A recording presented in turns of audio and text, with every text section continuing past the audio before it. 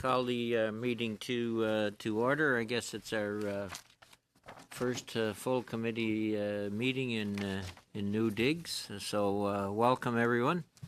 Pursuant to the order of reference of Monday, October 15th last year, Bill C-82, an act to implement a multilateral convention to implement tax treaty related measures to prevent base erosion and profit sharing.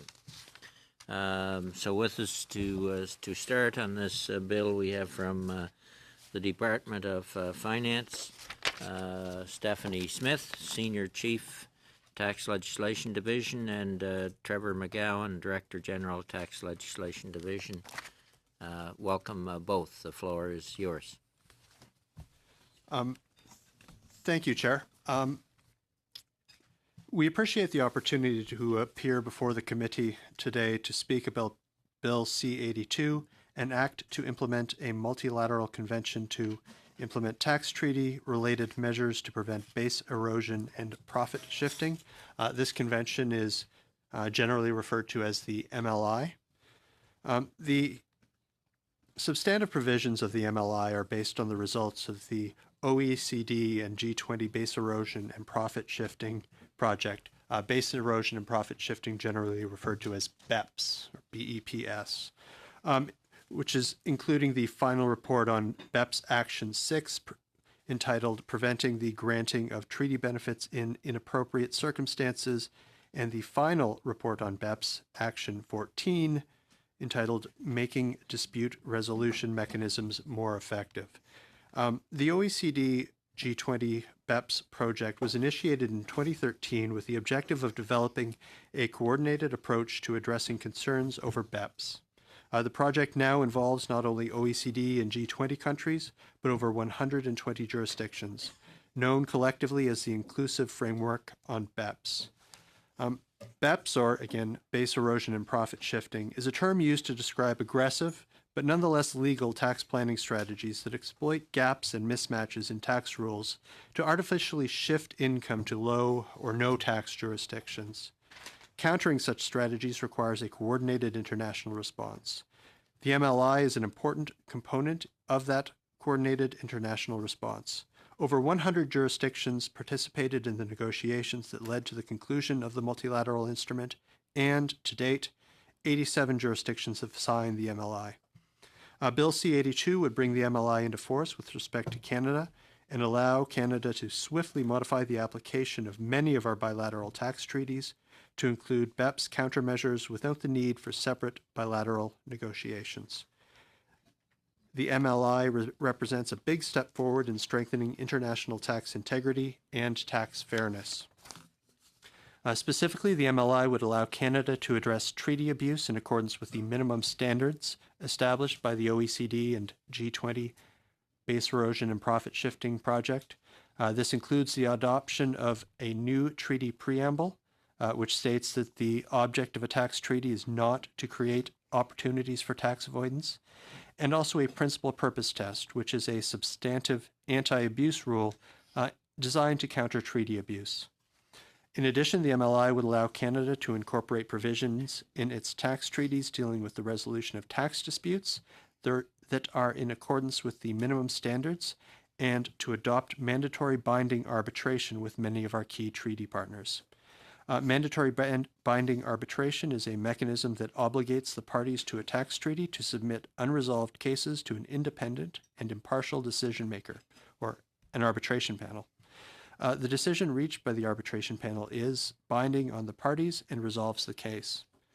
Chair, this concludes my introductory remarks, and my colleague and I would be pleased to answer any questions that the committee may have. Okay, thank you both for being here, and we'll start on round one, 7 minutes. Ms. Rudd. Thank you very much, Mr. Chair, and thank you for coming. Actually, I have a few questions on the bill that I'm hoping you'll be able to answer. So the bill states that the MLI convention was open for signature since mid-December 2016. And what's the process for Canada to bring this treaty into effect? The process for Canada to bring the treaty into effect, signature was of the bill was in June of 2017. Following that, the government tabled this implementing bill, Bill C-82, to enact the MLI into Canadian domestic legislation. Following royal assent of this bill, then Canada would be in a position to notify the depositary of this convention that it's completed all necessary procedures to implement the bill in domestic law, and then the multilateral instrument would be in force in respect of Canada a 3-month period after such notification. Thank you. To follow up sort of a little bit more detail in terms of process, the bill also states that the treaty will enter into force after the deposit of 5 instruments, I believe, and instruments for ratification, acceptance, or approval. How many instruments of ratification have been deposited by Canada thus far? Canada has not deposited its instrument of ratification yet. However, 19 other signatories to the multilateral instrument have deposited their instruments of ratification. The first 5 deposited those in the first half of last year, and the treaty itself entered into force on July 1st, 2018. However, even though the multilateral treaty is in force, it has no effect in respect of any of Canada's tax treaties until such time as Canada ratifies and it is entered into force and effect. So I guess I'm just trying to be clear here. At what step in the process Canada is? Other countries have deposited their instruments. When and I guess when would we deposit our ratification notice then?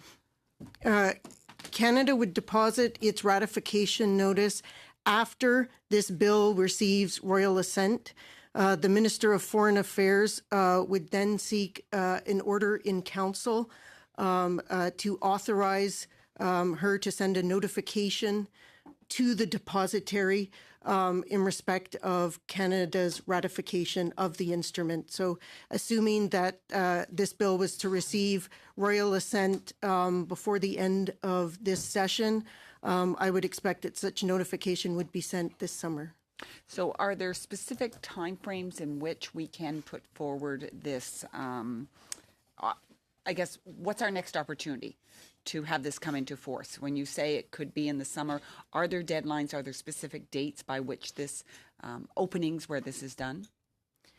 There are no specified times within which you have to deposit your notice of ratification. Obviously, the earlier the notice of ratification is deposited, the earlier the entry into force, and then the next step is the entry into effect of this instrument.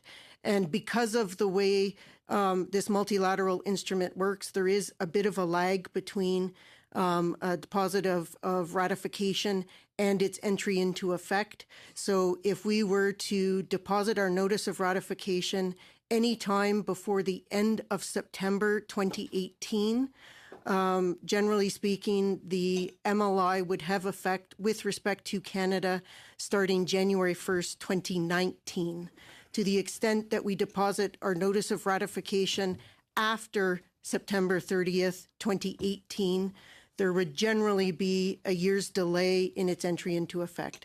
There would be some provisions that would have effect midway through 2019, but with respect to many of the provisions, there would be a delayed application until January 1st, 2020. So I guess I just would like some clarification. You're talking about September 2018, which is already passed. My Did you mean apologies. I did mean September 2019. I apologize. I just thought we needed to get that on the record. Thank you. I'm we sorry. missed a big window there. Yes, I'm sorry. Okay, so if you could just sort of clarify that so we're really clear on what those timelines and what our opportunity is, I'd really appreciate it for the record. So if we were to, and apologies, September 2019, deposit our instrument of ratification prior to September 30th, then the convention would come into force the beginning of 3 months after that date. So depending on the date we do it, it would be late 2018 or January 1st, 19, or January 1st, 2020. And as long as we get an entry into force by the latest of January 1st, 2020, it would enter into effect on the same day. But if we go beyond the September 30th date, then because of the way we would have an entry into force 3 months after the deposit of the notice of ratification. However, the entry into effect would generally be delayed by a full calendar year to January 1st, 2021. Perfect. Thank you very much. I appreciate Apologies I know for it was the a lot of confusion. dates, so I I really apologize. appreciate that. Thank you, Mr. Chair. Thank you both. Before I turn to Mr. Commish, what's the difference between entry into force and entry into effect? Typically conventions and specifically tax conventions have a differing entry into force and entry into effect. So it would be in force in respect of Canada. However, it would have no effect on any of our tax treaties, on any transactions that taxpayers undertook until the date of entry into effect. And there are 2 different dates of entry into effect depending on the particular tax that would be impacted by the convention. The most of those that would be impacted, or many of them, are withholding taxes, and that is where you get kind of the potential full calendar year delay, because it enters into effect on the January 1st of a calendar year, and that's generally to allow companies, businesses to adjust withholding systems, et cetera, to reflect changes in the treaty. Thank you for that. Mr. Commish. I think we'll agree, it's a scintillating subject. So thanks for coming to explain this bill. I think I called it the tax treaty for tax treaties in the House during debate. I'm not a tax lawyer or a tax accountant, so it's all very foreign to me.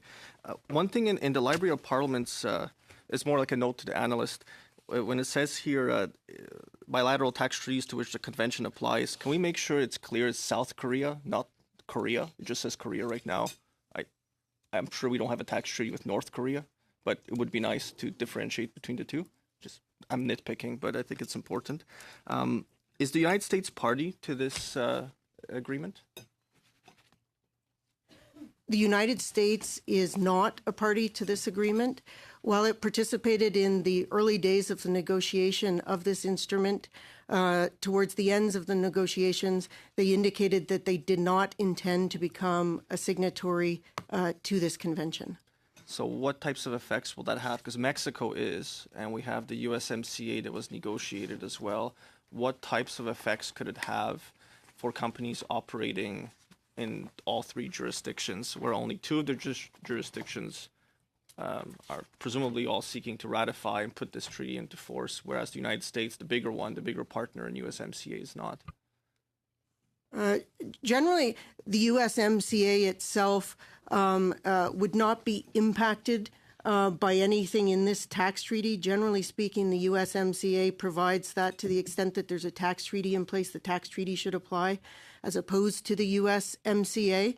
But the fact that the United States is not going to sign this convention should not have any significant impact, and that is because the main provisions that are contained in this multilateral convention, the U.S. already has in their bilateral tax treaties with all of their partners. So, for example, the treaty anti-abuse rule, the United States for some time has had a policy of including a treaty anti-abuse rule in its tax treaties, generally referred to as a limitation on benefit test. That test is included in the Canada-U.S. tax treaty. It is also included in the U.S.-Mexico treaty. My understanding is it is in all of the U.S. treaties, with the exception of two, and I think they have already renegotiated those treaties, although they have not yet been ratified, and in one case, one may not be signed. So we don't think there will be significant impact because they already incorporate many of these anti-abuse rules in their treaties. Okay. I guess then there's the government has tabled, I think is S6, came from the Senate. It's a tax treaty with Madagascar. Is Madagascar a party to this multilateral instrument, and will that then fall into this if this is put into effect, into force? Will that apply to that treaty as well? Madagascar is not a signatory to this multilateral convention, and to my knowledge has not indicated its intention to sign the treaty.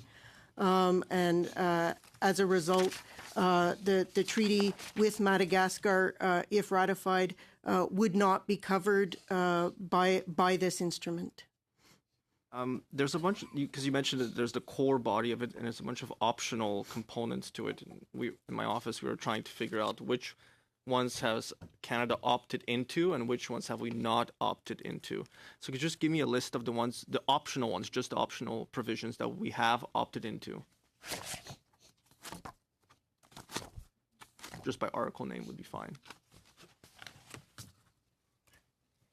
And I think I do think we had a briefing binder that was distributed, and in the news release that the government issued when the Notice of Ways and Means was tabled, I believe in the backgrounder also sets out which provisions Canada proposes to opt into at the time of ratification. And that would be opting into Article 4 in respect of dual resident entities. Article 5 in respect of application of methods for elimination of double taxation. Article 6, purpose of a covered tax agreement. Article 7, prevention of treaty abuse. Article 8, dividend transfer transactions. Article 9, capital gains from alienation of shares or interests of entities deriving their value principally from immovable property. Can I just stop you right there just for a moment? Yes. What about Article 3 on transparent entities? What's the reason for Canada not opting into it? Currently, Canada has not proposed to opt into Article 3. Canada has a reservation in respect of the OECD Model Tax Convention, where such provision is also contained. It was developed by, generally speaking, OECD member countries, and it extends to include situations where there may be a transparent entity in a third jurisdiction.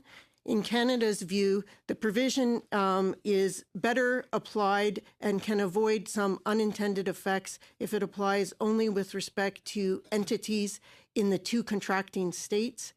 And we have found through our experience with the United States, where Canada has the most instances of transparent entities being relevant to transactions, that to the extent that there is an issue with a particular jurisdiction, that it may be desirable to bilaterally negotiate such a provision to the particular situations to the two jurisdictions. So the effect would be that Canada would then have to negotiate with each individual country based on activities, like financial transactions that require it. Can you help me understand why we're not participating? You mentioned it was a better method through the OECD. No, the provision that is in the multilateral instrument is a provision that would allow for treaty benefits in circumstances where a transparent entity exists. It would clarify those situations. It also would provide for benefits when that transparent entity is in a third jurisdiction, so not in one of the two contracting states. And in our view, that can lead to, in certain circumstances, an inappropriate grant of treaty benefits as a result of this third jurisdiction having a transparent entity. And so our view is it should be limited to entities in one of the two contracting states. And to my knowledge, the CRA has not had significant issues with transparent entities, except for in the context of the United States. So we also don't see where it's a situation where there is a strong need for such a provision. To the extent that there was a need for such a provision, we would have to bilaterally negotiate with the other state to include such a provision. We're at a time. There will be other rounds, Tom. I wonder if you might finish your articles. You had 4, 5, 6, 7, 8, and 9. What other ones are we enacting? You were up to 9. Just so everyone's clear, and then we'll go to Mr. Julian. Article 16, mutual agreement procedure. Article 17, corresponding adjustments. And we have also opted into Part 6, which includes Articles 18 to 26, and that is mandatory binding arbitration. Thank you. So that's the list, Mr. Julian. Thank you very much for coming here today. I mean, this is a very important subject, of course, because Canadians lose billions of dollars a year to overseas tax havens. Some estimates are $3 or $4 billion, some as high as $40 billion a year. That's money that could go to increase seniors' pensions, to provide for housing, to provide supports for our healthcare system, our education system. So this is a very important discussion that we're having here, because Canadians lose so much from the widespread use of tax havens. So I appreciate you coming here today so we can start going through this bill. And my first question is, in terms of the ministry itself, what is your estimate in the amount of money that is invested through offshore tax havens now and the amount of money that we lose? Because estimates have been varied.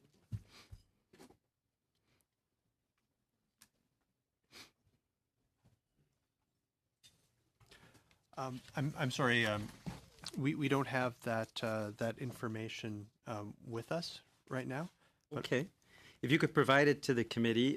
Revenue Canada estimated $250 billion offshore in tax havens. So I'd be interested in knowing, perhaps you could get back to the committee what your figures are. And of course, the PBO is doubling down on this too. So we should get some estimates over the spring.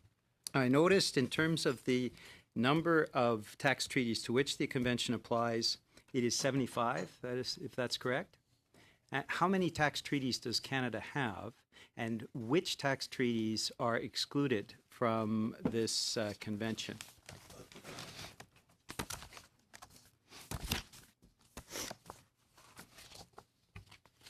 As my colleague mentioned, the United States is not there.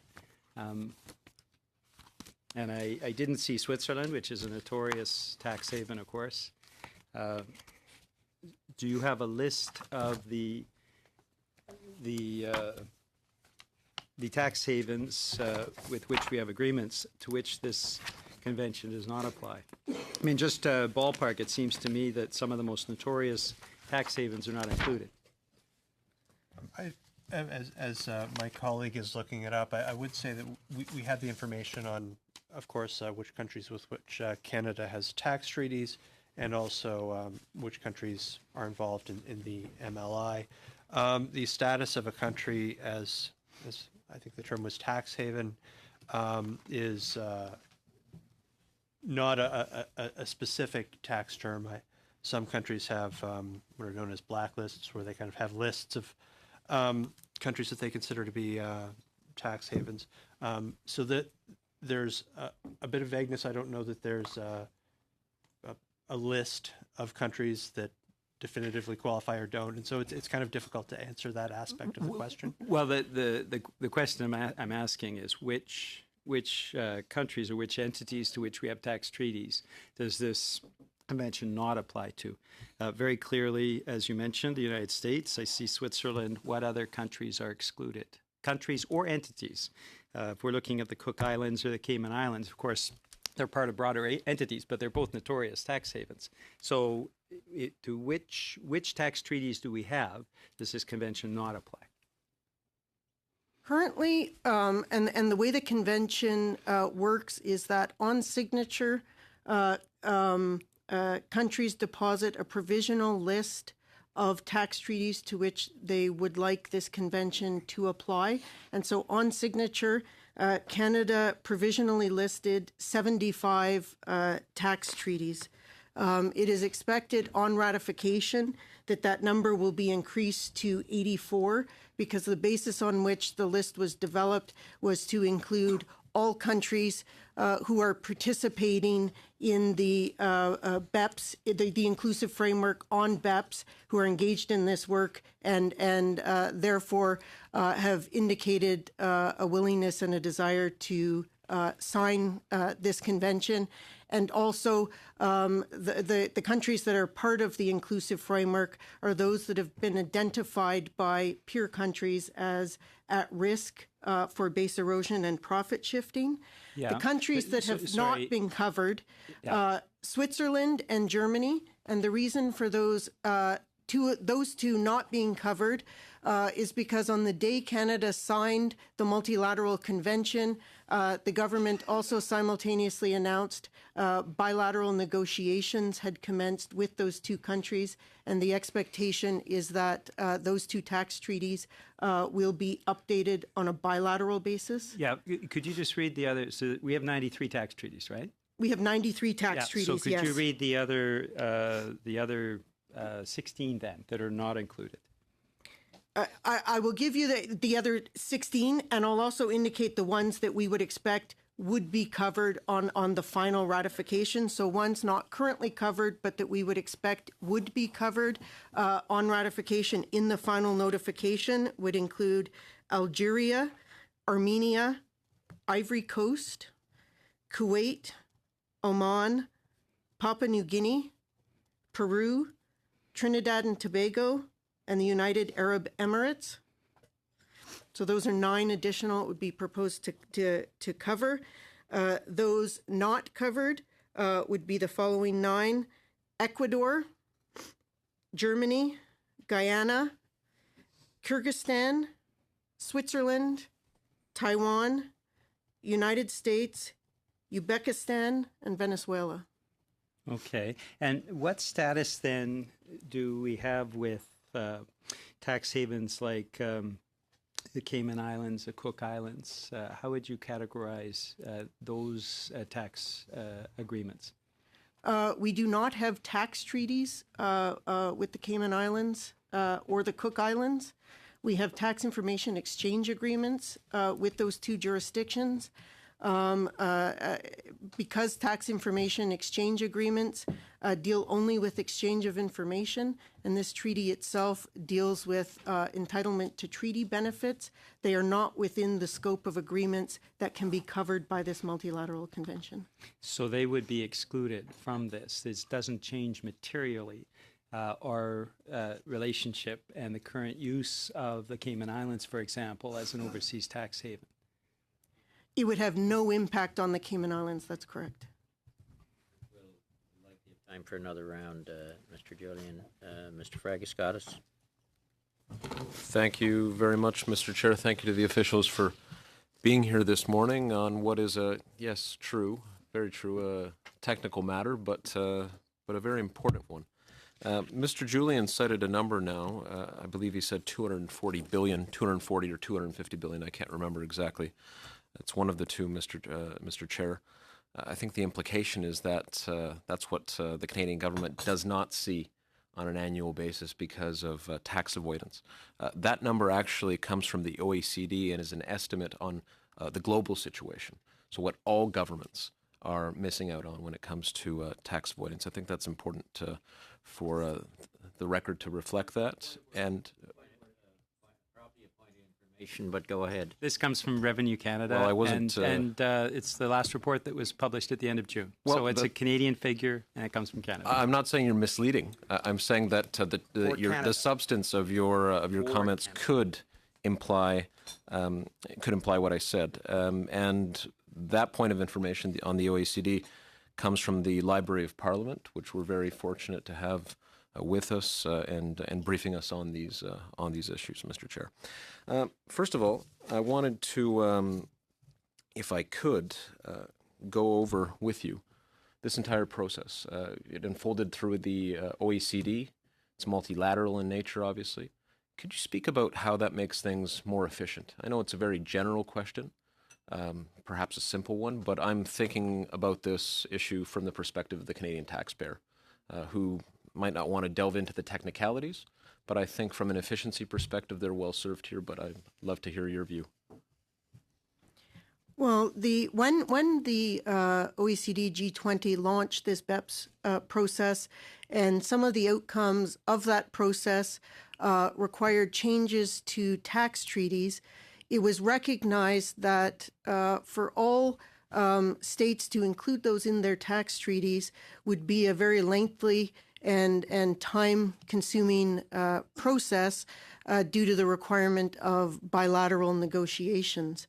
And so it was explored the process of having a multilateral convention which would update bilateral tax treaties to therefore streamline the process to include and provide updates to tax treaties. So I do think it is, especially for a country like Canada with a large treaty network, it is a very efficient process to be able to update a number of treaties with the signing of negotiation and signing of one instrument.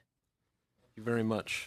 It indeed is what it appears to be. When countries pool their resources and work together in this way, I think we have a more efficient process that serves the citizen in a much better and an effective way. Again, thinking from a constituent's perspective, and I note here the press release when back in June of 2018 that speaks about this particular bill. It does say in the second paragraph that the Government of Canada has taken the next step in the fight against aggressive international tax avoidance. Could you, from your perspective, tell us, and I want to separate the essentials from the accidentals, if you like, what in this bill gets us to that place? The key thing, in your view, gets us to that place in the fight against tax avoidance internationally? In my view, the two key aspects to this bill and to this convention are Articles 6 and 7. And those were two of the rules that go towards preventing the abuse of tax treaties. Article 6 being, which I think will be very important in helping our courts interpret our tax treaties and interpreting this anti-abuse rule, because it makes a clear statement endorsed by both treaty partners that while the common intention is to eliminate double taxation, it's not to create opportunities for non-taxation or reduced taxation. And then Article 7 itself contains the anti-abuse rule, and through Canada's choice and the choice of our treaty partners, all of the tax treaties that will be covered by the MLI will be updated to include a principal purpose test, which provides that a treaty benefit shall not be granted if it's reasonable to conclude that the obtaining of the benefit was one of the principal purposes of an arrangement or transaction, unless the benefit is in accordance with the object and purpose of the relevant provisions of the convention. So it provides protection against taxpayers using bilateral tax treaties to obtain benefits that were not intended for those particular taxpayers. Good. I think my constituents like to hear the word protection and taxpayer put together. So that's very helpful. Final question for you relating to mandatory binding arbitration. Would the Canada Revenue Agency need additional funding to meet the obligations set out in the arbitration provisions of the convention, in your view? Our understanding is no, that they will be able to manage such process within their existing budget.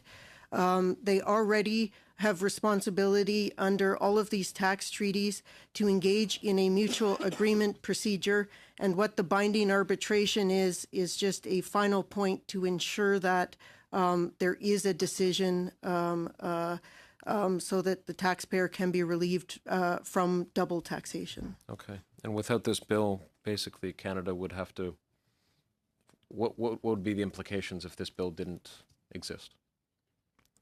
To sum everything up. I mean, in terms of, from an efficiency perspective, I go back to the point that I started with. I think from an efficiency process, it would require bilateral update of our tax treaties. Canada, as a member of the OECD and the G20, has made a commitment at the highest political levels that it endorses the outcome of the OECD G20 project and that it will implement the minimum standards that were established during that process. And by signing the MLI, that allows us to meet the minimum standards with respect to the treaty-based provisions. Thank you. Thank you all. Mr. Richards. Thank you. I wonder if you could just walk me through a little bit. So the government actually made some changes on the optional provisions on what it was having reservations with, and I wonder if you could just walk us through the changes that were made there, why those changes were made, and sort of walk through what those changes were. The MLI was the negotiation of the MLI was concluded in November of 2016 and was open for signature thereafter. And following that, it was announced that there would be a first signing ceremony of the multilateral convention in June of 2017. And in preparing, the government had indicated a desire to be among the first group of countries to sign this instrument. And in terms of preparing to sign, the department undertook an analysis of the provisions and of the relative benefits of the provisions, and was aware that a provisional indication had to be listed in June of 2017, but that could be updated at a later date.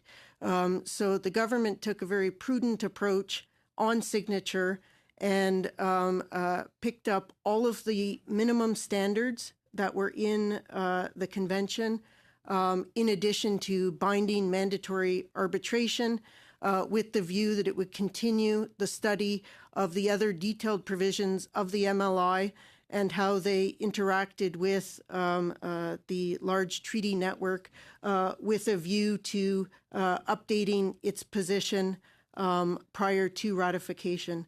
And it was following that review that the government took the decision to adopt additional optional provisions, which will be proposed to be adopted on ratification of the treaty. And those were announced by the government in the press release that came out. I believe it was the day that the Notice of Ways and Means was tabled in the House. So can you briefly walk through some of those choices in terms of those optional provisions? Like, can you briefly walk us through sort of the effect? Yeah, the ones that we have chosen. Yeah, like the ones that were, at the later date sort of chosen as, just briefly, if you can.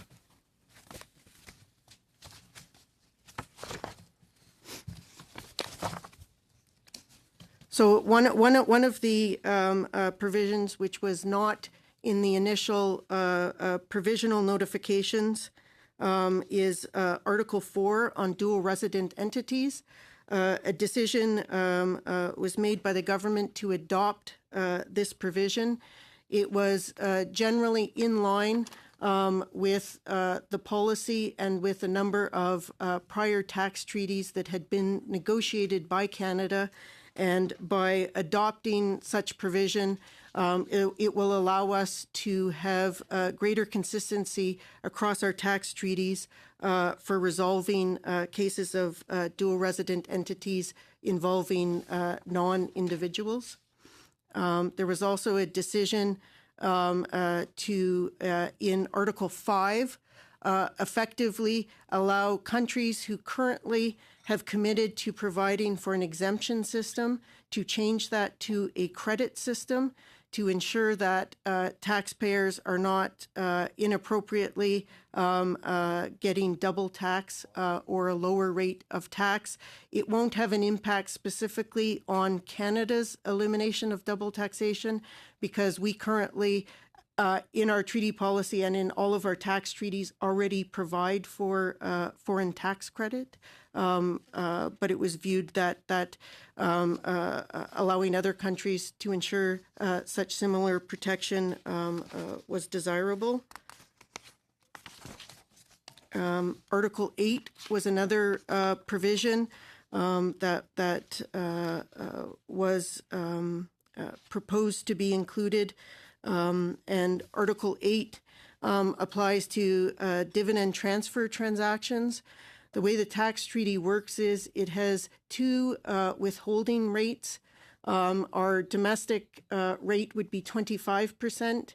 Treaties generally reduce that rate to 15% or 5% if the particular corporation to which the dividend is paid has a certain threshold of holdings or control in the dividend-paying company.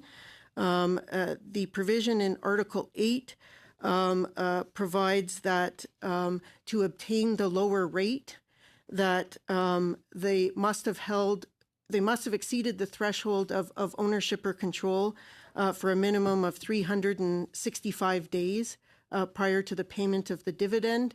And this is to avoid artificial transactions where they increase their ownership just prior to a dividend paying date. So it was viewed that that was something that would be beneficial and something that the CRA would be able to administer. So it was something that we do propose to include in the updated notifications. Similarly, with Article 9, which deals with capital gains on the alienation of shares or interests of entities that derive their value primarily from real property. Generally speaking, under a tax treaty, the source country where the company exists that derives its value from real property would retain its right on the disposition of those shares or other interests to tax that disposition to the extent that the value of the shares principally derived their value from real property.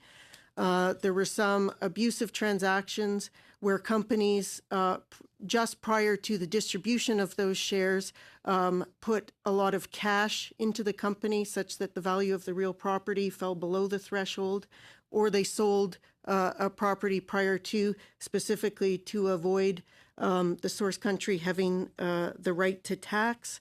And the treaty provision now would ensure that if that threshold was crossed at any time in the 365 days preceding the disposition, that the source country would have the right to tax that provision. It was seen that this would be desirable to include in Canada's tax treaties.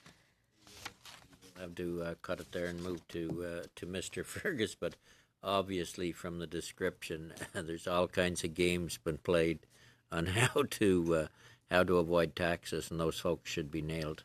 Mr. Fergus. Merci beaucoup, Monsieur le Président, puis merci, Madame Smith et Monsieur. Thank you, Mr. Chairman. And thank you to both of our guests for your outline of the situation. My colleague mentioned something earlier. Perhaps this subject matter is dry, but it's a very important matter, and I'm delighted to have this opportunity to take a closer look at this bill that will put in place this multilateral convention. I have two questions for you. The first one is a follow-up question to one put by Mr. Fredescatos. And it concerns mandatory arbitration. My question is this: what are the benefits and the disadvantages tied in with arbitration when it's mandatory and binding in the context of this convention? Benefits of the mandatory arbitration provision is that it provides certainty to taxpayers that their double taxation will be resolved. Without the finality of mandatory binding arbitration, the mutual agreement procedure itself only provides that the competent authorities, which in the case of Canada is the Canada Revenue Agency, endeavor to resolve the disputes. Inevitably, there ends up being a few cases where there is difficulty in resolving those disputes, or times when the time frame can be quite long to resolve those disputes. And one of the main benefits of tax treaties is to try to encourage trade and investment and provide certainty for taxpayers, and to ensure that they don't end up in a situation of double tax. So I think that those are the significant advantages. And Canada has had mandatory binding arbitration in the convention with the United States. Since its 2007 protocol, the binding arbitration entered into effect in 2010, and it has been considered by both the Canada Revenue Agency and taxpayers alike to be very advantageous in ensuring that disputes are resolved. In terms of some of the disadvantages, not all of the countries, and in fact only a subset of the countries, are willing to sign on to binding mandatory arbitration. I think to date it's about, it's under 30, between 25 and 30 countries that have agreed to binding mandatory arbitration. Tous les signataires à cette convention. All of the signatories to this convention are ready to sign on to mandatory arbitration. Not a minimum standard provision. Therefore, countries had the option of whether to opt in or not to binding mandatory arbitration. And of the 87 signatories, I think it's 26, but it could be off by one or two. It's between 25 and 30 signatories have agreed to binding mandatory arbitration. Est-ce que parmi ces pays-là qui... Among those countries that didn't adopt that standard, are there some countries, and I hope you will understand the context of my question, are there countries that are significant with regard to disinvestment here in Canada? Speaking, I would say all of Canada's largest trading partners have agreed to binding mandatory arbitration. In particular, it was something that G7 countries are very supportive of, and the countries with which we have the largest number of MAP cases, mutual agreement procedure cases, generally speaking, have agreed to binding mandatory arbitration. Merci beaucoup, Monsieur le Président. J'ai juste une dernière question. Est-ce que c'est possible? Thank you. I have one final question, if I still have time, Mr. Chairman. The provisions with regard to capital gains and dividends taxation, would they have a negative impact on foreign companies that establish subsidiaries here in Canada? Describe it as a disadvantage. I mean, because this is a provision that will apply bilaterally, it will apply to dividends being paid both from and to Canada.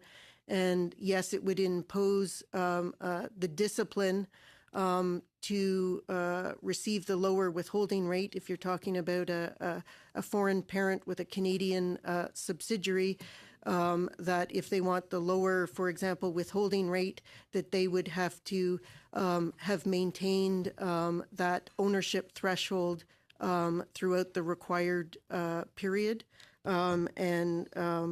Same thing with respect to the capital gains. That, of course, would work a little bit differently because that's talking about a source taxation. But yes, it is a bilateral provision. And so both Canadian entities and foreign entities would be expected to meet these conditions. Thank you, Mr. Chair. Sorry, Mr. McGowan, you want to add? If Go there's ahead. time, Lots of time. merci pour votre question.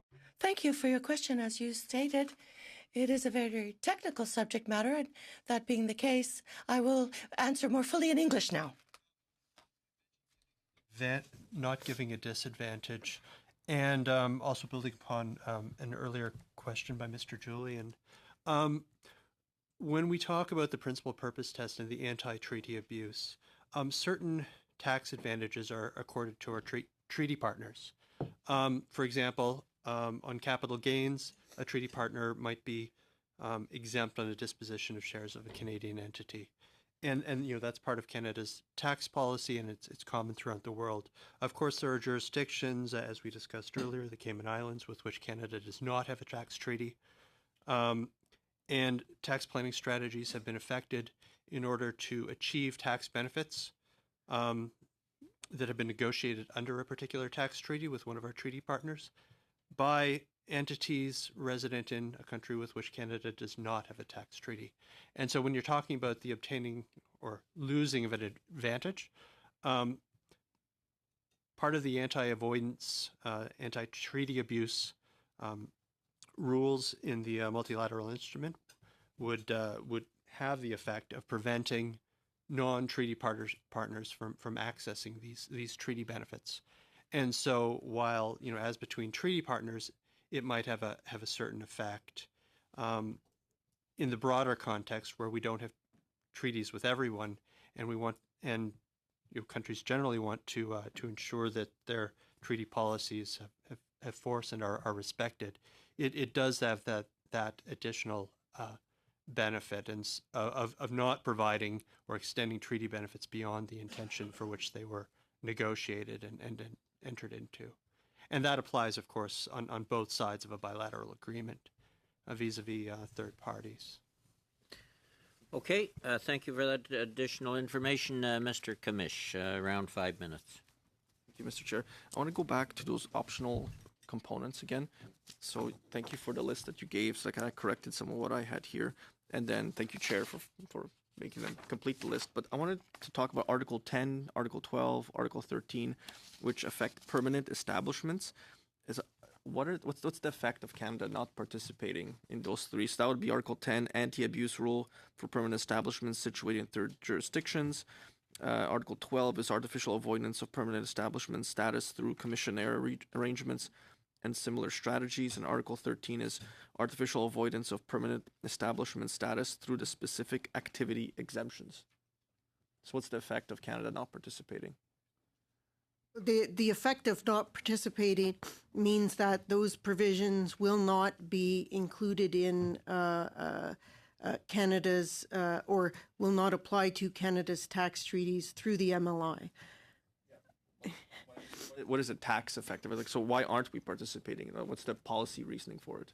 The policy reason in general for not applying the permanent establishment provisions through the MLI is that they are very detailed provisions with very complicated compatibility clauses. And because Canada has such a large treaty network, it we were concerned about the complexity and uncertainty that it would create with respect to its impact on the particular tax treaties.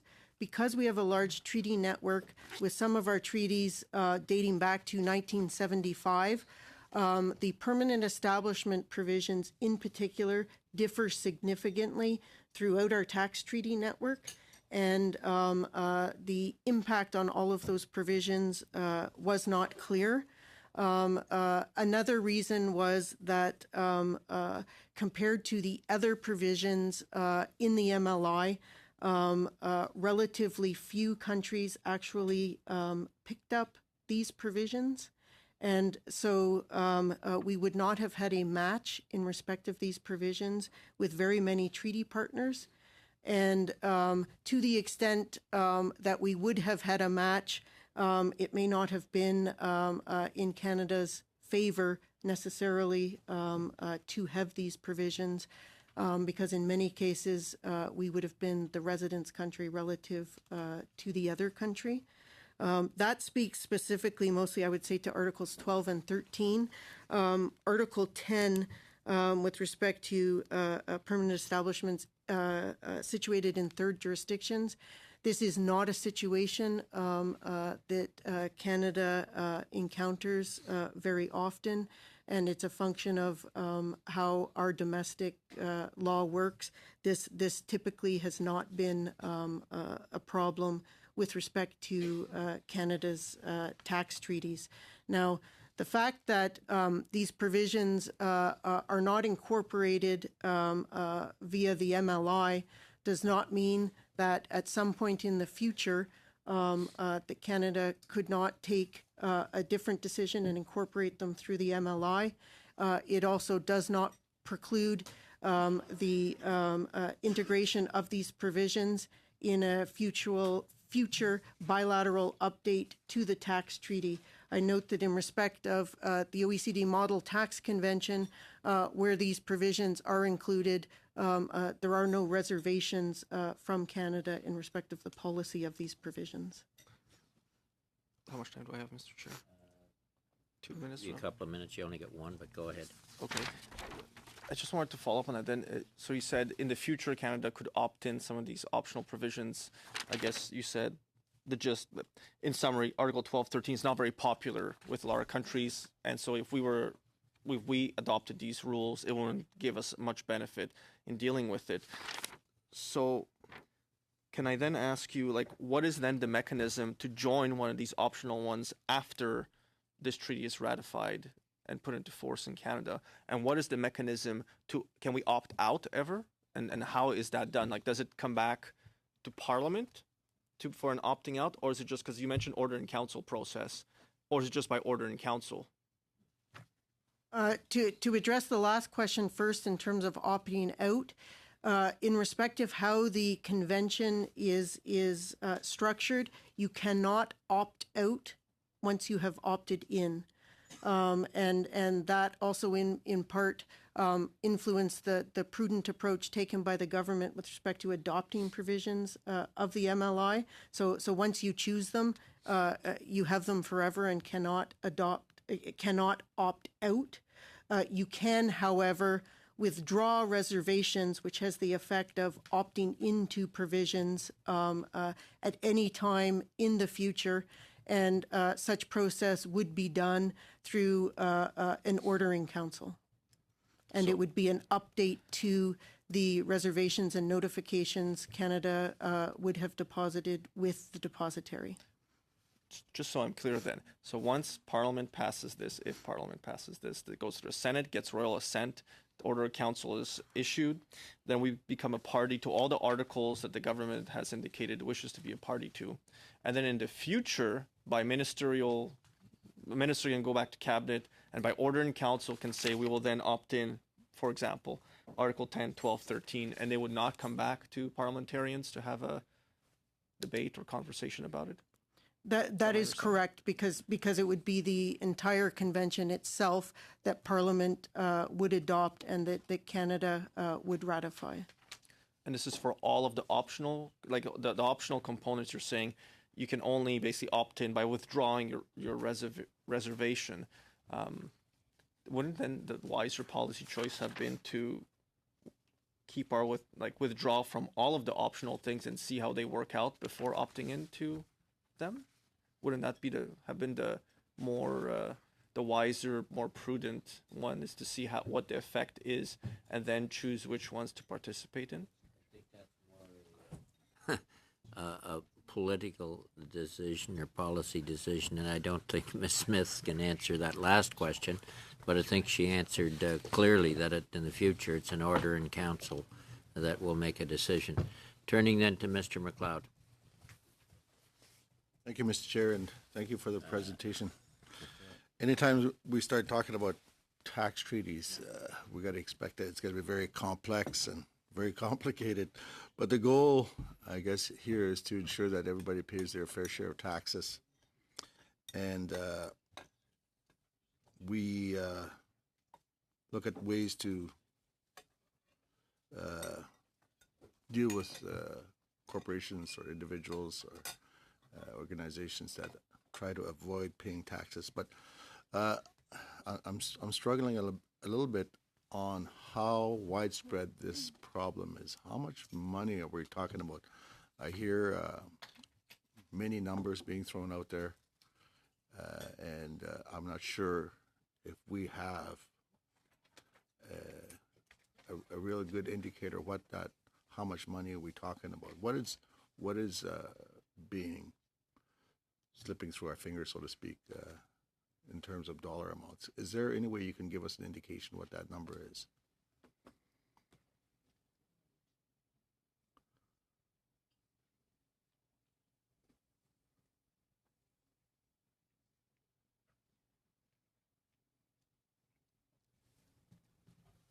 I'm sorry, we don't have that data on hand, but we can look into it and see if we can provide that to the committee. I think it's very important that we have something that we have to work with in terms of what is actually happening in this country and other parts of the world. And I don't know because my next question was going to be based on how much money are we losing out on in terms of taxes. But so we're introducing some new legislation through this changes in this act. What is the expectation of the effect? Do we have what the effect of this act would do in terms of percentage of what's slipping through our fingers? Do we have a target? Is there a plan, a target? How much? Well, we don't know how much money is slipping through. We're losing out on. But with the changes here, what is the effect? What's the intentional effect? Are we going to cut our losses by half, 3/4?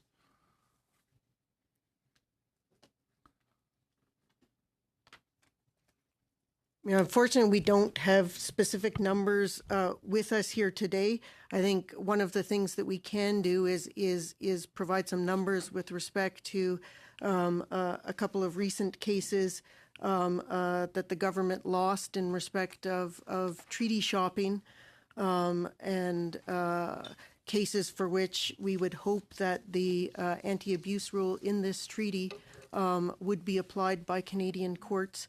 And there's one that's currently on appeal, and so I think we would hope that this would provide more tools to the courts. But beyond that, I mean, we can go back and discuss with our colleagues and see if there's other numbers that are available. Okay, I'd appreciate it. I think it's important for us as MPs to have that kind of information. We have to explain legislation to our constituents. My next question is whether or not Canada can withdraw from implementing certain provisions if these provisions have unintentional result in significant negative impacts on our economy, Canadian economy. The way that the multilateral convention works is that once you have opted into provisions, you cannot then change your mind and withdraw them.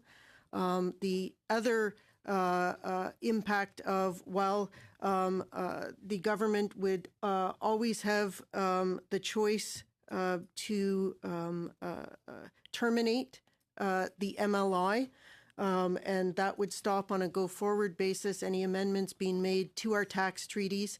However, the amendments or the effect of the MLI on the tax treaties that had already had a match and been covered would continue in the future. However, the government and another state is always free in the future to enter into bilateral negotiations to make any updates to the bilateral relationship that the parties desired. Mr. Julian. Thank you very much, Mr. Chair. I'd like to keep going on the very pertinent questions that Mr. McLeod asked, because I think we're all struggling with to what extent this treaty or this convention actually makes a difference. There are a whole range of countries that are notorious tax havens that seem to be excluded. The tax information exchange agreements are excluded, and a lot of the most notorious tax havens are linked to Canada through the tax information exchange agreements. So I guess I would start off by asking how many of these tax information exchange agreements then, because they are not covered by the convention, Canada has actually signed. Because I think this helps us to, if we take the Revenue Canada figure of $250 billion used by overseas tax havens, that's a massive amount. That means billions of dollars in tax revenues every year that could be invested in schools and seniors and veterans programs, that money just leaves the country and isn't provided as part of that common basis, that common investment that all Canadians feel very strongly. I think Canadians who pay their taxes believe that all of us should be contributing, and yet some aren't. And so it's important to know just to what extent this actually changes things. It doesn't appear, at least on the surface, from these initial discussions, and we thank you for answering your questions, that it really does much, that the agreement really tends to work with countries that already play by the rules. And the countries that don't play by the rules and the entities that don't play by the rules are excluded. So materially, I think Mr. McLeod's question is a very good one. Just to what extent this actually makes a difference, makes a dent in what is massive overseas tax evasion, using overseas tax havens. I think that is really the relevant question. So coming back to the tax information exchange agreements, how many has Canada signed, and are they all excluded from the purview of this convention? I assume they are. Canada has signed 23 tax information exchange agreements. And with respect to the scope of this multilateral convention, no, it's not going to solve all problems of tax evasion. I think it's important to note that the scope of this convention is to deal with situations where inappropriate treaty benefits have been granted. And it's trying to deal with that scope of the problem. And because tax information exchange agreements do not themselves provide any tax treaty benefits, that's the reason that they are not part of the scope of this agreement. For example, a provision on reducing, obtaining the lower rate of withholding tax with respect to the Cayman Islands. There is nothing in the TIA, the Tax Information Exchange Agreement with the Cayman Islands, that provides for a reduction of the dividend withholding tax. A dividend paid to a resident of the Cayman Islands is subject to the domestic rate of 25%. The tax information exchange agreement only provides for the exchange of information between the two jurisdictions. There are no treaty benefits in and of themselves in the TIA. So that's the reason for it being outside the scope of, it would have no impact. Even if you had it be a part of the tax information exchange agreement, there's just no provisions to which it could apply. they're different. A tax treaty and a tax information exchange agreement are just very different instruments with different purposes. And if I could add, perhaps, as has been stated, I mean, this is a very complex subject area. Perhaps it would be useful to provide a more concrete example to get at your comment, and again, following up on some of Mr. McLeod's questions, of a situation to which we might think that the protections afforded under the MLI might apply. My colleague Stephanie had mentioned some previous tax cases that had been lost by the Crown, where that sort of tax planning is the kind of tax planning that this bill is seeking to prevent. In one such case, you had a Cayman Island corporation had shares of a Canadian company. If it had sold those shares, it would have been subject to Canadian tax because, of course, Canada does not have a tax treaty with the Cayman Islands that would have exempted it. And the fact of Canada having a tax information exchange agreement with the Cayman Islands isn't relevant because the TIA would not have provided that tax exemption on the sale of the Canadian shares. What the company did then was to essentially move or continued into another jurisdiction, Luxembourg, with which Canada does have a tax treaty, in order to avail itself of, or the Crown's position was that it was in order to avail itself of the benefits of that treaty, and as such to avoid Canadian tax on the disposition of the Canadian shares. That, I forget the exact quantum in dispute of taxes. It strikes me that it may have been in the tens of millions, although that's something we can look into and get back to the committee. But these are some of the sorts of transactions that we have seen, that we have challenged, and that we would hope that the multilateral instrument would address. And again, hopefully that example highlights in a practical real world situation the differences between the benefits afforded under like a tax information exchange agreement and one of our treaties. Yeah. Peter, we're way over, but go ahead. Okay. Thank you very much, Mr. Chair. And I don't doubt that there is some benefit to this. I think what Mr. McLeod's questions get at mine as well is to what extent the iceberg is still out there and what do we need to tackle next. So that the question Mr. McLeod asked and I'm asking, I guess we're pitching to you to come back with some sense of how much is excluded from the overall impact of this convention, so that as a finance committee we can look at further steps. Thank you. Thank you. Before I come over to Mr. Sabera, just listening to this discussion, could you, in layman's terms, just simply put what the bill will do, and how that can assist in preventing tax evasion? Just simply put, we're way down into the weeds, and rightly so. But in layman terms, can you just say what will this bill? What does it mean, and what will it really do that people can understand in fairly simple terms? We know problems of the world, but it's a step. So just so we put it on the record, what it'll do in simple terms. Canada has a very large treaty network, close to 100 treaties.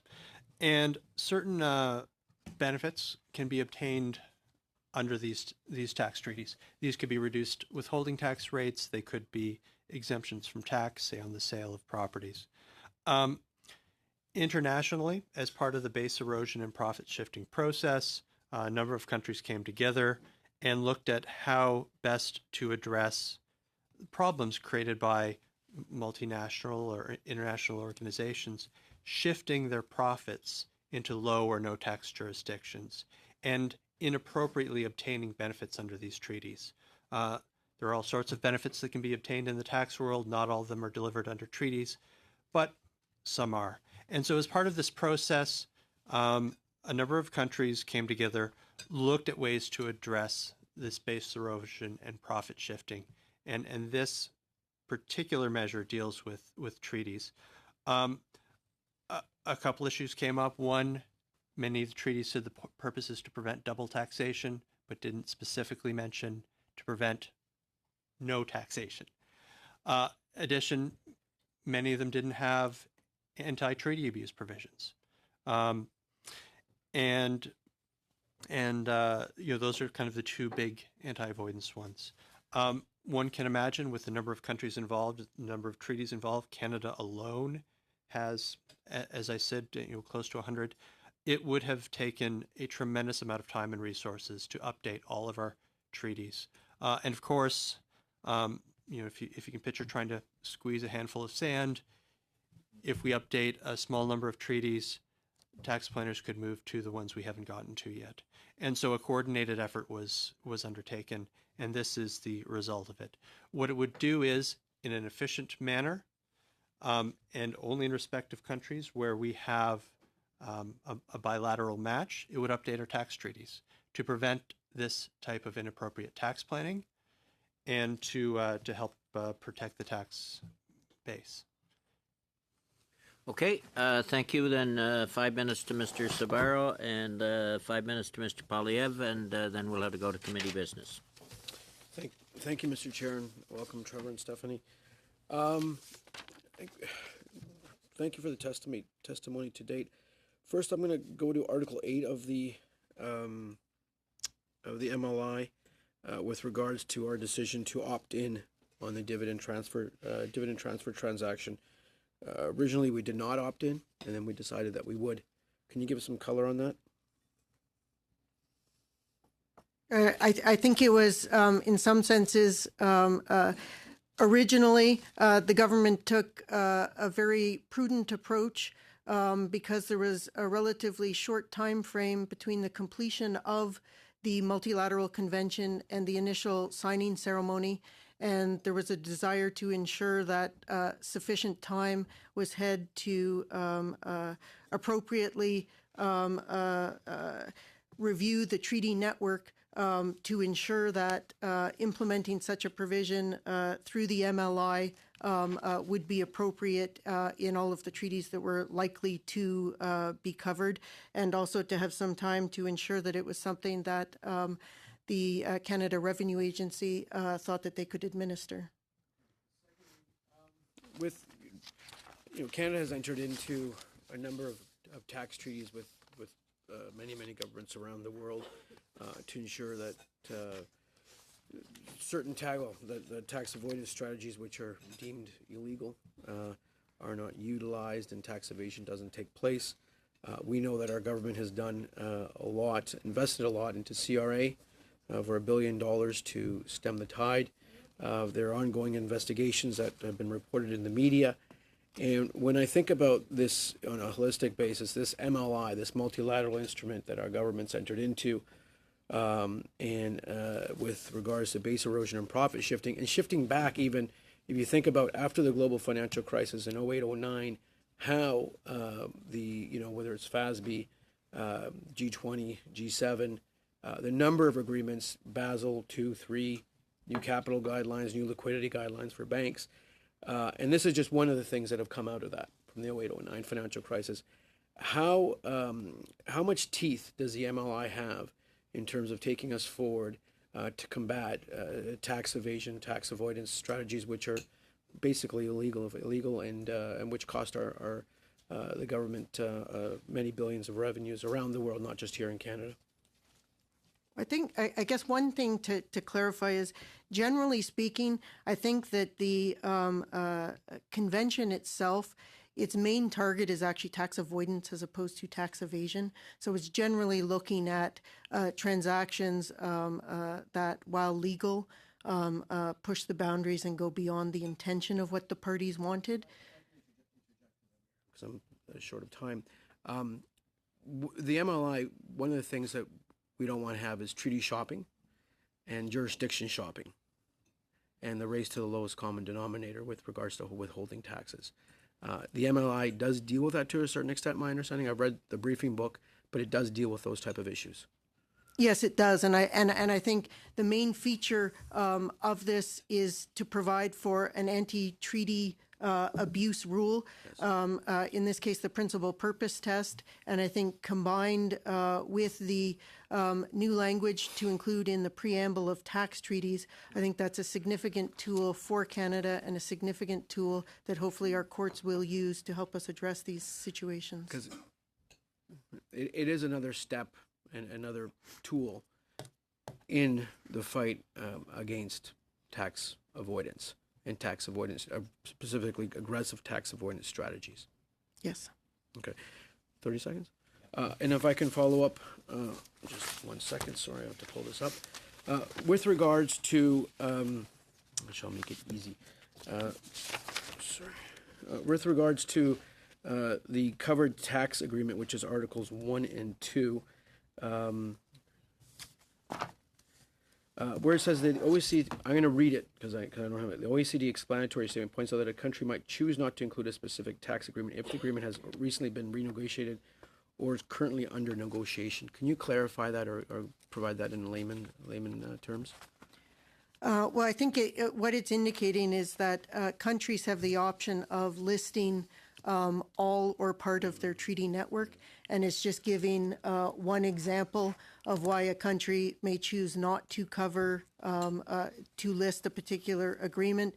And for example, I would say that includes the government's decision not to list Switzerland and Germany because a decision was taken to bilaterally update those treaties. Of course, I just want one transfer pricing, because this agreement, has this agreement, and I'm just thinking with regards to transfer pricing and multinationals and how they act around the world, does this have any impact on transfer pricing?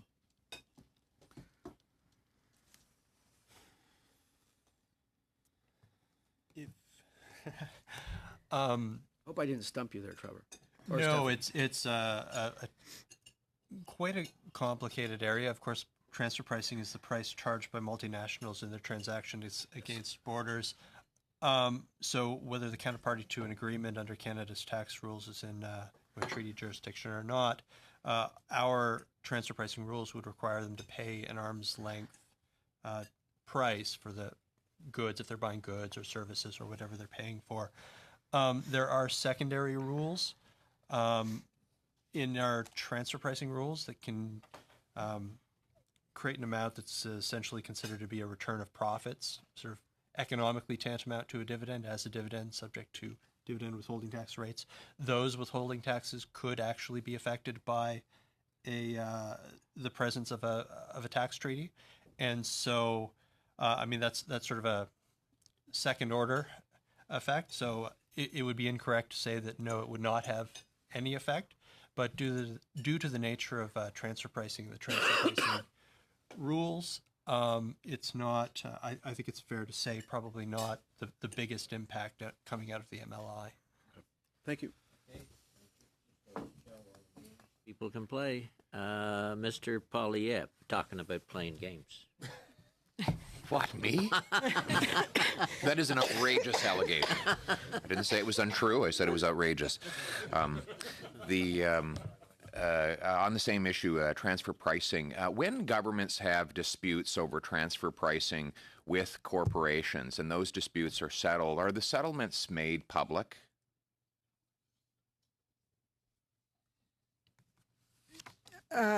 To my knowledge, when it goes through the treaty process, through the mutual agreement procedure, I do not think that the settlement itself is made public. To the extent that it's a public company, I suppose any changes in their public financial statements would be public, but it's a government-to-government process, and generally speaking, those settlements are not made public. Interesting. And what is the rationale for keeping them secret? Like, if it turns out a company has been booking revenue in a foreign erroneously booking revenue in a foreign jurisdiction that ought to have been booked and taxed in Canada, why wouldn't we want the public to know that the company had attempted to do that? Well, our tax rules just very generally have somewhat a fairly robust series of protections on confidential information and protections for taxpayers' privacy rights. And so I know that there are some international jurisdictions that are kind of more inclined to publish all sorts of company tax information and so on for their taxpayers. But in general, anytime the government seeks to make public information dealing with a particular taxpayer, whether it be individuals or corporations, that's a very very carefully considered exclusion to the general policy of not publishing people's tax information on their kind of private affairs or on their tax situations. On shifting from corporate tax, which was the subject of my last question, to personal tax now, how much has, in both percentage terms and dollar value terms, has the government collected from taxpayers with incomes above $202,000 for the last 4 years?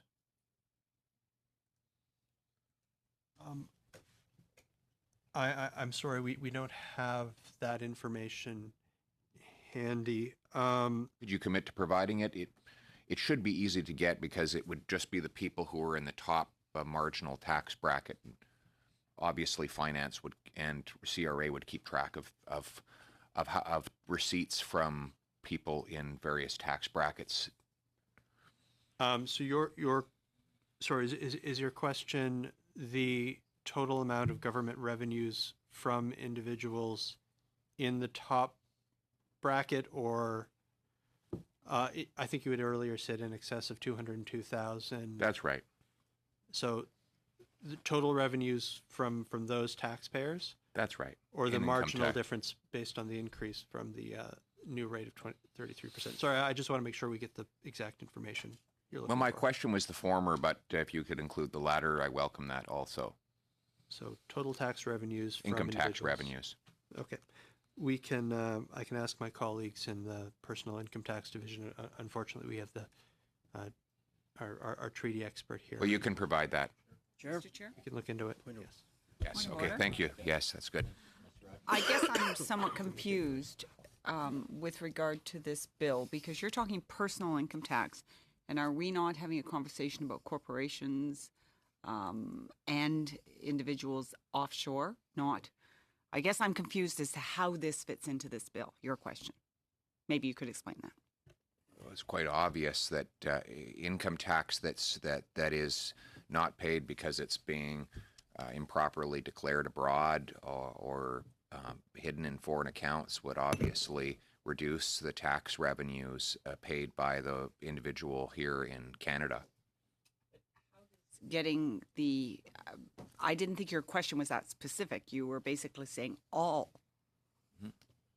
Well, not everyone sends their money offshore. So are you looking at just those specific people who? No. So again, I'll go back to I'm not sure I see the relevancy to this bill. That's thank you for your comment. So thank you very much for agreeing to provide the information. I guess what it comes down to, it may not apply to this bill, but either there's two ways of getting at this this question. Is one an order paper question, or Mr. McGowan provided at committee. So either way, the information will become available, I gather. So I think Mr. McGowan agreed to try and find the information. So we'll leave it at that. With that, thank you both for your detailed answers on a very complicated bill when you go through it, technical bill, I guess, which does have a lot of implications. So certainly thank you for the background material and for your answers to our questions today. So with that, we shall turn to committee business. And I neglected at the beginning of committee to to go through the committee report because it really related to the witnesses we're having today, but in any event, that's fine. So you have the the 13th report, the report of the Subcommittee on Agenda and Procedure of the Standing Committee on Finance. I don't know if you want me to read it or does somebody want to move that, and we'll see if there's any other business. I'll read it. Your subcommittee met on Thursday, January 31st, 2019, to consider the business of the committee and agreed to make the following recommendations. One, that with respect to Bill C-82, an act to implement a multilateral convention to implement tax treaty-related measures to prevent base erosion and profit sharing. A, the committee invite departmental officials to appear on the bill on Tuesday, February 5th, 2019. We've just heard from them. B, the committee invite witnesses to appear on the bill on Thursday, February 7th, 2019, and those witnesses have been invited. C, the committee invite the minister to appear on Bill C-82 during the week of February 18th, 2019, and D, members of the committee submit their prioritized witnesses list to the clerk of the committee no later than 5 p.m. on Monday, February 4. That's been done. Point 2, that pursuant to the orders of reference of Monday, January 28th, 2019, the committee study the supplementary estimates B and the interim estimates and invite the Minister of Finance and the Minister of National Revenue to appear prior to the end of March 2019. So that is the motion. Does somebody want to move it and second it? Moved by Mr. Fergus, seconded by Mr. Sabara. Any discussion? All those in Peter? Yeah, thank you, Mr. Chair. I just want to clarify because when we'd spoken last week, we talked about the number of witnesses. It was unclear at that point the number of witnesses that would be submitted. We've submitted a dozen, and I'm not sure how many my Liberal colleagues and my Conservative colleagues have submitted as well. But it would appear to me that we may need to have more than just the one session this Thursday as a result. Depending on if it's just us, then we can get through them all in one day. But if we have an equal amount from the other two parties, then it's quite possible we'll need an additional day. And I wanted to make sure that adopting this does not preclude having that additional session on the bill. But at the looks of it at the moment, we probably won't even need the 2 hours because a lot of the witnesses that have been asked have declined, both from what I've seen from the Liberals. They've declined from what I've seen from some of yours, and I believe the Conservatives is on, right? Or not? Yeah. So it looks like we won't need an extra day. Okay.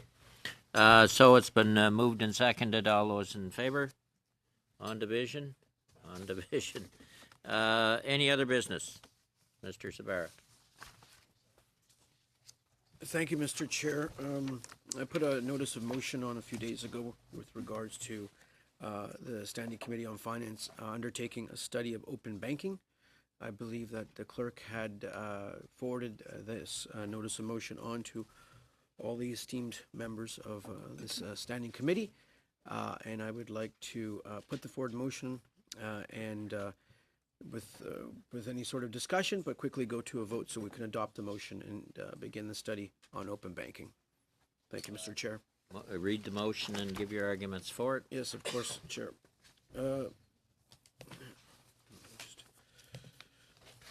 That the Standing Committee on Finance undertake a study on open banking and report back to the House on A, whether open banking can provide benefits to Canadians, B, how potential risks related to consumer protection, privacy, cybersecurity, and financial stability could be managed, and C, what steps, if any, the government should take to implement an open banking system. Mr. Chair, open banking represents the next step in financial innovation with regards to the Canadian banking system, and not only Canadian banking system, but worldwide. We've seen other countries around the world and their legislatures and their pertinent committees study open banking, look at its impact on consumer choices, competitiveness, and the overall financial system. There are, I'm just reading some of the information with regards to open banking, which is out on the net. It is already taking place. And if I can give the example, it's just, if you go to your regular bank and do your daily banking or weekly banking, which obviously millions of Canadians do, there are obviously a number of what I would call, I can use the word interlopers, but a number of institutions that aren't banks creating services that banks utilize and consumers utilize for banks. So with regards to paying bills, with regards to apps, with regards to wealth management, there is much innovation going on with regards to financial choices available for consumers. Briefly, I'm just going to read a technical term. Open banking helps financial services customers to securely share their financial data with other financial institutions. Benefits may include more easily transferring funds and comparing product offerings to create a banking experience that best meets each user's needs in the most cost-effective way. Open banking is also known, and which I think is very important in the study, as open bank data. And we should investigate within the study how the data is being used and how the data is being shared. I think this is something that Canadians may not think about every day, but they participate in every day. And they should know that the Standing Committee on Finance has looked at open banking judiciously and diligently and has undertaken a study to see how this financial innovation is affecting consumer choice and also impacting the financial services sector. Thank you, Mr. Chair. Open for discussion. Mr. Julian. I just have a series of questions for Mr. Sabert. First off, I don't yet understand his definition of open banking. It may be close to what others define as alternative banking. And if that's the case, then what we're talking about is alternative financial institutions, for example, the credit union sector and cooperative financial institutions. So I'd be interested in hearing back from him to what extent he thinks this study would be tackling the issues of cooperative financial institutions, credit unions, and other alternative banking institutions that have been part of the Canadian mosaic, of course, since foundation of our country, certainly in the last century. So if he could explain a little bit more, perhaps after my colleagues have had a chance to intervene, what he means, what are the parameters around the study, because it's not yet clear to me. Thank you. Question, Mr. Julian. As the chair of the All-Party Committee on Credit Unions, financial innovation is not only impacting what I would say the Schedule I banks, if you want to define that term, it's also impacting credit unions across Canada, whether it's the larger ones, say out west, whether it's Caisse Centrale Desjardins in Quebec. So with regards to looking at the study, I would look at it within the realm that the financial innovation that is taking place globally within financial services with regards is open banking will not only impact the larger size Canadian Schedule I banks, but also impact the co-ops that you identified, the credit unions that are located in both rural and urban Canada. And it behooves us to make sure we understand how open banking and what that really means in terms of the context and how it impacts credit unions and other financial institutions across Canada. Them and their members have as much at stake as the members that have accounts at your traditional Schedule I banks. Mr. Commish.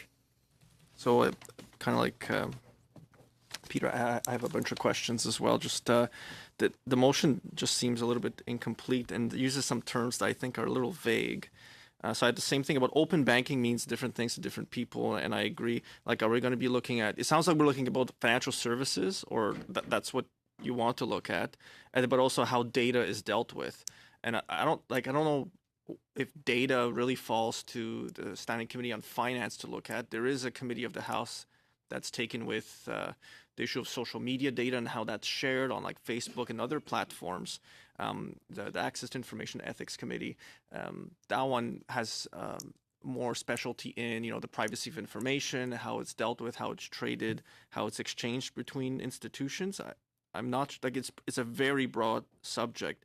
You could have an entire study just on that particular issue. And to the issue of alternative banking methods, there's also things like, Canadian Tire money and institutions that provide points and how points are monetized and traded. That's an entire kind of rabbit hole you could go down. So I have more clarity exactly what we mean. Do we mean to make it so broad? And that seems like it could be a study forever. And when we've talked before, and I looked at the calendar, we have about 23 meetings less now to look at. I would hope we don't use up 23 meetings on open banking. There's lots of interesting issues that the Finance Committee could look at that, I've given you some ideas. I've tried to table them and suggest study areas that the Finance Committee could have on different subjects of varying degrees. You all know my great interest in the stress test and mortgages and everything related to it. That's much more focused than what I see before me here. And another part too is this, it says big G government. What steps, if any, the government in general terms should take to implement an open banking system? It seems like a very broad statement at the end. You also don't say how many meetings do you want to spend on this. So if you have an idea, Francesco, how many meetings you think should be dedicated to this study, you don't have here whether a report should be written and whether recommendations should be provided and an answer from the government should be compelled within a fixed amount of time. I generally don't like open-ended study motions. I could be convinced, obviously, to vote for it, but I generally don't like it. I like them to be very specific, giving the government a report with recommendations and a fixed timeline by which to respond to them publicly, because if this is an issue that you believe most Canadians are taken with, and especially, I think, on consumer protection, privacy, cybersecurity side of things, that, especially their privacy of financial information, we saw what happened with Statistics Canada and the dragnet of 1.5 million Canadians who'd have their, or actually it was households, who'd have their private information tapped into. So do you see that being part of the study as well? Like, is Statistics Canada going to be brought before the committee to talk about the pilot projects and any other such projects they're thinking about doing? Like, and that's industry then? And so it could go a lot of places, is what I'm trying to suggest here. And if I could add into Tom's question, Francesco, do you anticipate traveling in terms of this study, and what would the deadline be to have it done? I mean, where is the open banking concept in place already, or starts to it, or whatever? So, what do you anticipate doing in terms of traveling and hearings? I guess I would add to Tom's question. At first glance and first estimation, I think we would be sufficient to have, say, potentially 3 to 4 meetings here in Ottawa. With regards to travel, so to alleviate Tom's concern about an open-ended study, it would not be obviously an open-ended study. I don't like that either, Tom. So I agree with you there. I think 3 to 4 meetings, doing a diligent, having the witnesses come in, having officials come in, having even various regulatory agencies, if we needed to call them and ask them what their views are. In terms of travel, England has adopted an open banking system. It came into effect, I believe, last year in 2018. The European Union has mandated also an open banking system. So if we did have the opportunity to travel, we didn't travel to the United States in terms of pre-budget hearings. We weren't afforded that opportunity this year. It didn't work out. So we could put on the docket a trip over to the UK. To meet with their officials in terms of how they've implemented an open banking system, and if we really were aggressive, that we could even go down to Brussels and meet with officials there in terms of how the European Union has mandated their open banking system. Mr. Julian? Thanks, Mr. Chair. I'm not sure I'm comfortable making a decision right away on this, but I'd like to come back to the definition of open banking. As Mr. Sobera has mentioned, that the UK and Europe have implemented an open banking process. I'm struggling to understand what the characteristics of an open banking system are. We're not talking online banking. We're not talking alternative banking. So it's just a term I'm not familiar with. So if Mr. Sabera could take a few moments and explain what open banking is, as opposed to our existing system, I think that would be certainly helpful to me. Thank you, Mr. Julian, for that question. I'll answer it in this way, working on backwards. If you think about all those millions of small businesses in Canada that every day millions of Canadians go to work for and run and put their effort into, open banking allows them to utilize products that allows them to be more efficient, to utilize their resources better. So it's almost like having, we've adopted an app where you've had, like, say, PayPal has been invented and people use it every day. E-transfer of funds that you use within your banking institutions. It's basically the development of products, financial innovation, that users can utilize with their traditional banks, but these products have been developed by third-party providers. And it's really meant for the ease of use in terms of the transfer of data. When I use data, I don't use in terms of names, but in terms of financial data and we'll use small businesses, for small and medium-sized businesses, and allows them to be more efficient, allows them to use their resources better, and gives them better information, more up-to-date information. And in fact, Tom, with regards to your example on, say, mortgages, open banking or financial data would allow, and in some places is allowing, say, consumers wish to know mortgages, rates, how much they can borrow, and we'll exclude the stress test right now, how much they can borrow from a financial institution, to have that information at the tip of their hands without even going to the traditional Schedule I bank or going to a credit union or another provider, another lender. They would have that information on their hands because there's apps out there, and I'll just call them apps or application provide, that allows them to do that. But they could only do that if the app or the provider is synced in with where their financial data or is maintained or contained. So it's really speaking about innovation, Mr. Julian, and something that is very important for consumers, both Canadians and people that run small businesses. Mr. Richards and then Mr. Commish. Yeah, thank you. I guess I've got some questions too. Like I certainly the idea of studying something like this, that obviously there's lots of implications and there's lots of different directions it can go, is something that would certainly be useful. But currently the government has this I don't know what they're calling it, a panel or a working group or something like that that's supposedly studying this, but there seems to be not a lot of information out there about what that panel is doing. It seems like those that are sort of have an interest in this can't even really get any information about what's happening with that and where it's sort of headed. So I'm curious as to whether, Mr. Cervera, whether you've got any indication as to how this would fit into that, and would we be inviting the members of that working group to give us a sense as to what they're doing, and how that would feed into what we're doing, and what we're doing would feed into what they're doing.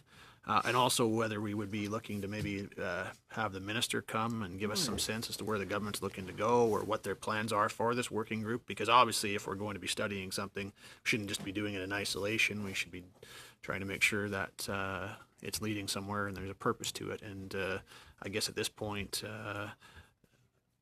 outside of doing a study, I'm not sure where this leads to. So no, Blake, thank you for raising that point. I think is independent of the consultation, it's important for the Standing Committee on Finance to have a view on open banking and its impact within financial services and its impact for Canadian consumers. Commissioned, and just if I could, Francesco, also, when would you see at least concluding this, or an interim report? Because if this is in place in other areas, we certainly need to understand what's going on. But when would you see a deadline on? With looking at our calendar and this year's session, the spring session, I believe it'd be realistic to have a report done in sometime in April with subcommittee. We're only here 1 week in March. Because we're only here 1 week in March, so. Mr. Commish, sorry, Don. That's okay, thank you. On your example, I'm just going to work backwards to some of the things you said, just so I can address some of them and share some more concerns then.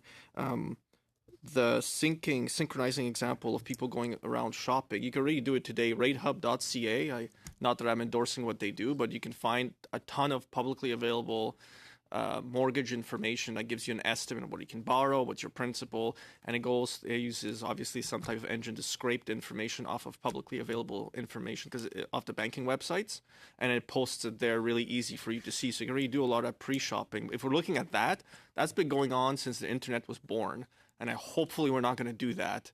Like it just seems like a waste of the committee's time, because there's really interesting subjects like the stress test that we could take a look at. So if that's what we're going to do, I don't think that's worth our time. If it's about open banking, we were just chatting a bit on this side. We could talk about banker's hours, and the hours available at your local branch are usually not what you actually need, and a brick and mortar style of financial services is going out the window, whereas most of us do most of our banking on these devices. And I always say young people are the most savvy when it comes to their banking needs, because they can compare really quickly and they know what type of financial services are available there. And if we're doing that, I also don't think that's worth our time, because I think vast majority of the market's done it itself. I also think what you've talked about should lead to the last C section here to be changed, which is what steps, if any, the government should take to implement open banking system. You said the UK has already done it. It was an example you gave that perhaps we should visit, and I'll address that in a moment. But really, it should then say something like whether the federal government should implement an open banking system, and leave it binary choice of yes or no, and that could be the committee's decision whether to recommend it. You said 3 or 4 meetings in Ottawa. I'd like to hear you talk about how many then meetings you expect outside of Ottawa, like how many travel meetings, because going all the way to the UK, I would then ask post or pre-Brexit. And then Brussels as well. I am desperately trying to help the Minister of Finance balance the budget, and I'd love to help him out just a little bit more. I'm taking less per diems. Every dollar helps. If we could all put some money into the kitty, I'm sure Minister Morneau would greatly appreciate it. So I would not want us to see travel overseas. We have video conference available. We could just use that. But yeah, if it's 3 or 4 meetings, that should be in the motion as well. So if give it some thought right now, some amendments to the language in the motion, again, to move it towards having a very clear yes or no on whether we should do an open banking system. And then 2 is have in the motion the report. And then we can look at the calendar on how many meetings there are, and then also look at how we would do this, because England itself, like that type of trip would take a week because of the delays coming back and forth. We don't. If you look at the calendars, again, 1 week in March, and then we'll have not pre-budget, but we'll have the budget bill, Budget Implementation Act. We'll have to deal with there'll probably be 2 portions: the Ways and Means motions, all the other things that this committee has to deal with, which then takes away our ability to look at other motions that could be moved before the committee to study, such as I mentioned the stress test, but on Asian Infrastructure Investment Bank. It'd be great to get an update from the government on where it's at on the share purchases, and whether there's been any developments on Canadian corporations that have received some type of contract from the AIIB. So yeah, I think the motion needs further amending, just so it's clear what we're trying to achieve. And so in it, we kind of commit to the number of meetings, the report, the recommendations, and we're clear about what we're going to tell or ask the government to do afterwards. And again, if Brussels is part of it too, then 3-4 meetings, I mean, these would come very quickly. That we'd have to set it up, then, the witness list we have to decide on. So we've talked about some of the general concerns about open banking as a subject area, but I also think the motion itself needs just a few amendments. So if you'd be open just to amending it to give that clarity and committing ourselves to telling government yes or no, I think that would be perfectly reasonable. I have Mr. Fergus and I have Mr. Julian, and there's another committee meeting in this room in 2 minutes. I'm Mr. Fergus. We'll let you start. And then I have a suggestion. I'll be very brief, Mr. Chair. Okay. I'd like to call to question. Okay. On that point of order. if there's just if I could if there's ongoing debate, we have to let the debate continue. What I was going to suggest, and then I'll go to your point of order, is that based on the discussion, if Mr. Sabera could refine the motion somewhat to days and travel and deadlines, then we could deal with it at the next meeting, because we're going to have time, I understand. If that suggestion would fly, Mr. Polyev. Point of order. Yes. My point of order is whether or not I'm on the speaking list and whether or not I'll have an opportunity to contribute to the discussion. My suggestion is that Mr. Sabera refine the motion somewhat, put it to us at the next meeting. There's another committee come in here, and you'll be put in the list at that time. Thank you. Okay, agreed. Meeting adjourned.